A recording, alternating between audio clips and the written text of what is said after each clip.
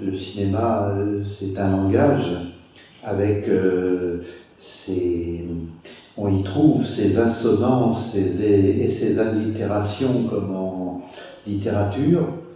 Et celles et ceux qui maîtrisent bien cette langue font en général de très grands films. Ça me paraît important de faire découvrir ces grands classiques de l'histoire du cinéma, des films qui montrent comment notre société avance avec difficulté peut-être aujourd'hui. Donc il y a tout ça dans le choix de ces films.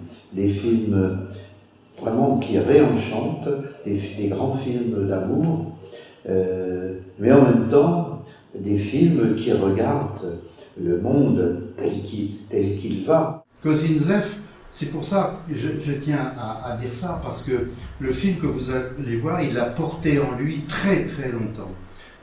Et pour monter ce film, il va en parler, parce qu'il fallait adapter l'anglais en russe, et de l'adapter magnifiquement pour que toute la poésie, toute la force de la langue de Shakespeare ressorte. Et il va donc faire appel à Boris Pasternak, qui va faire l'adaptation de l'anglais au russe. Il va faire appel à Dimitri Shostakovich pour écrire la musique. Et il va surtout faire appel à un comédien exceptionnel, qui s'appelle Innocenti Smoktunovsky, qui va jouer le Hamlet. Et également une très jeune comédienne qui fait démarrer, Anastasia Vertinskaya, qui joue Ophélie. Magnifique, c'est magnifique. Le méchant, c'est-à-dire le roi félon, c'est Mikhail Nazvanov, qui était aussi un comédien important de l'époque. Et c'était des gens qui avaient travaillé tout jeunes à la FEX avec Kozinzev et avec Trober. Ce film il est construit sur les 4 éléments, très importants. Le château d'Elseneur, il est entouré d'une mer tumultueuse qui donne un rythme un peu à ce film, qui est repris par la musique de Shostakovich. La mer est extrêmement présente, une mer déchaînée autour de ce château. Et puis, deuxième élément, l'air. Et l'air, ici, c'est-à-dire le ciel, est le véhicule des oiseaux qui portent des messages. Et vous allez voir quel genre de message ils portent. Magnifique. Ensuite, les 2 autres éléments, la terre, ici on peut dire plutôt le roc et le fer. Le roc, c'est où est construit le château. Le fer, c'est les armes dont on se sert. Et le feu, bien évidemment, est extrêmement présent tout le long du film. Et il faut voir comment il a travaillé sur ces 4 éléments. Et en création cinématographique, quand on arrive à maîtriser les 4 éléments, une œuvre va perdurer, elle ne va pas s'altérer par le temps.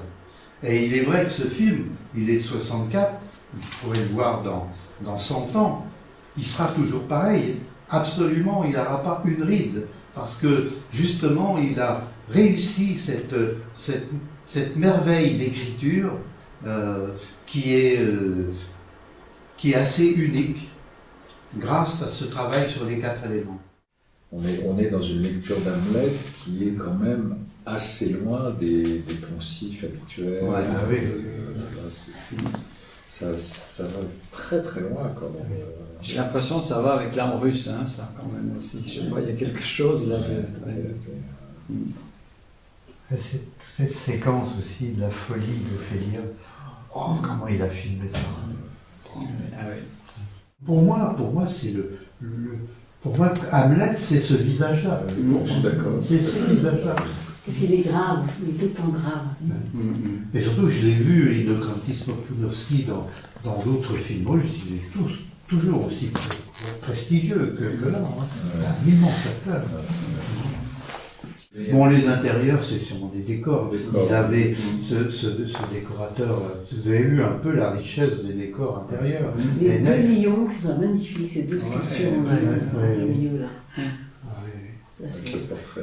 Le statut du roi au milieu, oui, oui, c'était Les parfait ça. tapisseries avec la biscore, Voilà. tout ça. Bon, Tout à fait. magnifique. Et après celui-là, il en a fait quoi? 2, 3, c'est ça, non? Il en fait encore.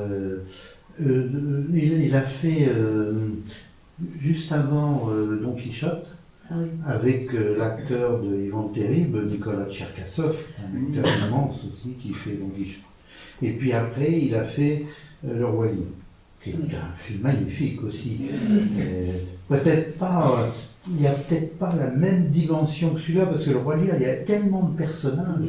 il y a tellement de personnages que Ah, oui. on n'arrive pas toujours à les suivre. Je ne sais pas si lui-même il a réussi à tout harmoniser, mais c'est très beau aussi, c'est magnifique, hein, aussi Le Roi Lion. Et puis c'est son dernier film.